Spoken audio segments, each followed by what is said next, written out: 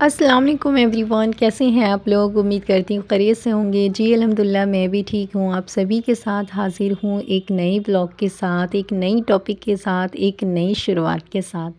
तो चलिए ब्लॉग को स्टार्ट करते हैं। उससे पहले ना मैं टॉपिक पे तो हम आएँगे, उससे पहले मैं यहाँ क्या बना रही हूँ। जिनको भी रोज़ा में कुछ ज़्यादा वीकनेस आ जाती है ना, होता है ऐसा कि हर किसी की लाइफ़ इतनी आसान नहीं होती कि रोज़ा रख कर के आप आराम करें, या फिर इतनी गर्मी हो रही है आराम कर रहे हैं। बहुत सारे ऐसे लोग हैं जो रोज़ा रख के उनको काम बहुत ज़्यादा होता है। जैसे आपके शौहर हो सकते हैं बाहर जाके कुछ ऐसा काम कर रहे हो जिसमें वो थक जाते हैं, तो उसके लिए ना आप इस चने का चाट इस तरह से बना सकते हैं। बहुत ज़्यादा टेस्टी लगता है। बस आपको उसमें नमक, हरी मिर्चें और नींबू ऐड करना है और बहुत ज़्यादा अच्छा लगता है। इस तरह से आप मूंग की जो दाल होती है उसका बना सकते हैं, इसी तरह चने की दाल का। लेकिन जो चना का होता है ना, उससे बहुत बहुत ज़्यादा एनर्जी मिलती है।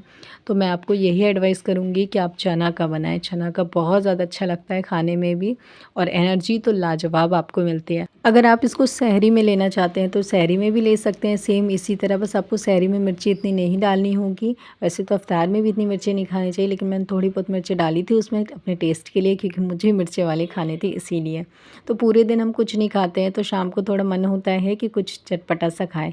यहाँ पे मैं शरबत के लिए जो है थोड़ा सा रूह अफ़ज़ा और इसमें नींबू, चीनी ऐड करके, नमक ऐड करके सब रख देती हूँ, क्योंकि इतना टाइम नहीं होता कि अभी मैं इसको बैठ करके इसको घोलूँ चीनी को। तो फ्रिज में ठंडा होने रख दूँगी जब तक मैं निकालूँगी, क्योंकि अभी 1 घंटा टाइम था।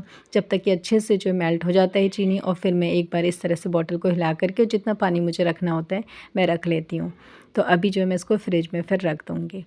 तो आज ना बहुत लेट हो चुका था, क्योंकि जब मैं इफ्तार बनाने जा रही थी ना, उसी टाइम क्या हुआ कि गैस ख़त्म हो गया। उसके बाद जो है मेरे हस्बैंड आए तो मैंने गैस भरवाया। तो अभी मैं चना बनाने जा रही हूँ। तो मैंने सोचा चलो इसी बहाने, अभी तक ना रमज़ान में मैंने चना की रेसिपी आपसे शेयर नहीं करी है।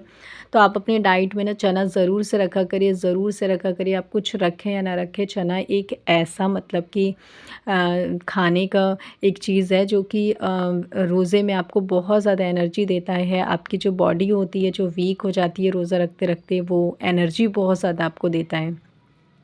क्योंकि बहुत सारे घरों में देखा है मैंने कि पकोड़े, पकोड़े, शकोरे बनते हैं, लेकिन जो मेन चीज़ है ना, जो आपकी बॉडी के लिए हेल्दी होता है, वो चीज़ आप स्किप कर देते हैं। तो अभी तक रोज़े में मैं डेली चना बनाती हूँ। सिर्फ़ एक दिन मैंने स्किप किया था चना।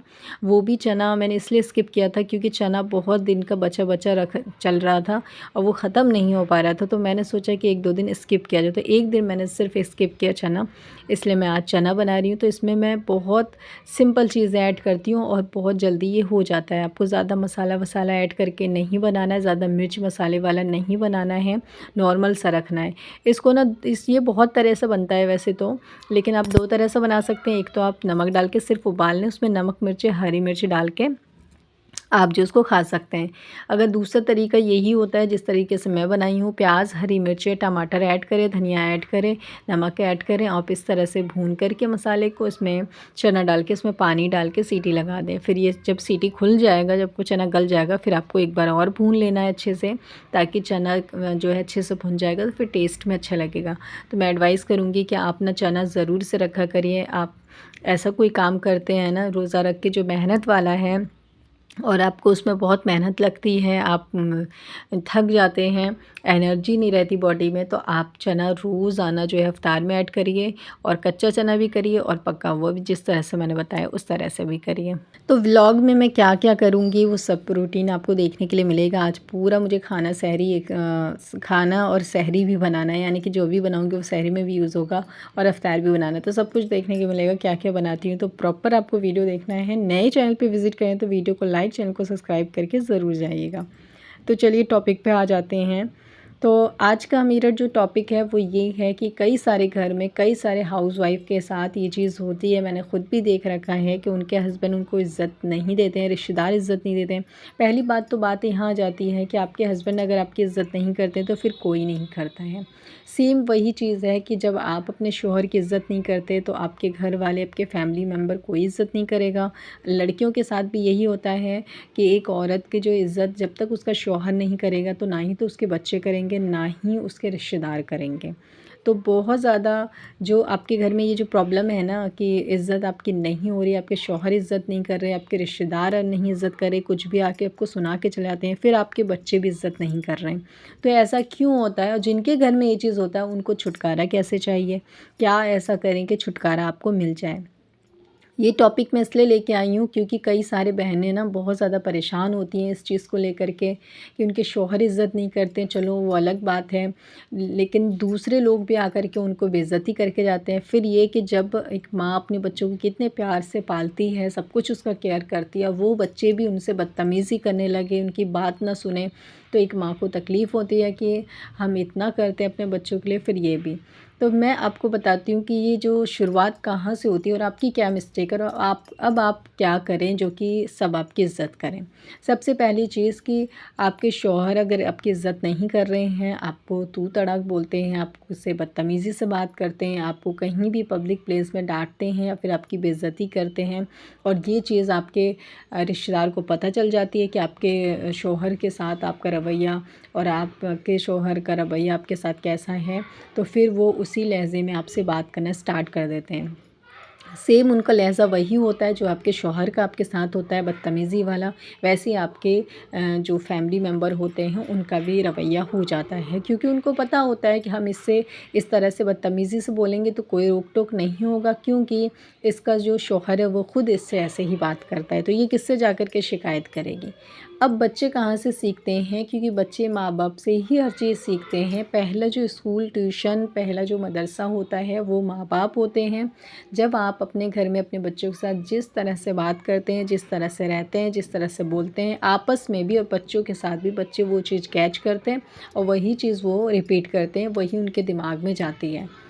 तो आप जब आपके शौहर आपसे बदतमीज़ी से बोलते हैं, तू तड़ाक से इज़्ज़त नहीं देते हैं, तो बच्चों को भी लगता है कि हमें भी अपनी माँ से ऐसे ही बात करना है। उनको नहीं पता कि इज़्ज़त देना है नहीं, क्योंकि उन्होंने इज़्ज़त ना तो वर्ड सुना है, इज़्ज़त क्या होता है, ना ही उन्होंने ये देखा है। तो इसीलिए आपके बच्चे भी आपसे बदतमीज़ी करते हैं। अब आ जाते हैं कि आप अपने इज़्ज़त अपने शौहर से कैसे करवाएँ और किस तरह से जो रिश्तेदार वग़ैरह हैं उनका मुँह कैसे बंद करवाएँ। किस तरह से आप अपने घर में खुश रह सकती हैं अपनी फ़ैमिली में, ठीक है? तो सबसे पहले पॉइंट तो यही है कि आपके शौहर इज़्ज़त नहीं करते हैं, तो क्यों नहीं करते हैं? सबसे पहला पॉइंट आपको यहीं से पकड़ना होगा और यहीं से आपको शुरुआत करनी होगी क्योंकि आप जिस दिन आपके शौहर ने आपको वैल्यू देना शुरू कर दिया, आपको इज़्ज़त करना देना शुरू कर दिया, फिर तीसरा बंदा कभी भी आपको कुछ नहीं कह सकता क्योंकि आपके सपोर्ट में आपका शौहर रहेगा। जब आपके सपोर्ट में शौहर रहेगा तो दुनिया की कोई ताकत आपको कुछ नहीं कर सकती।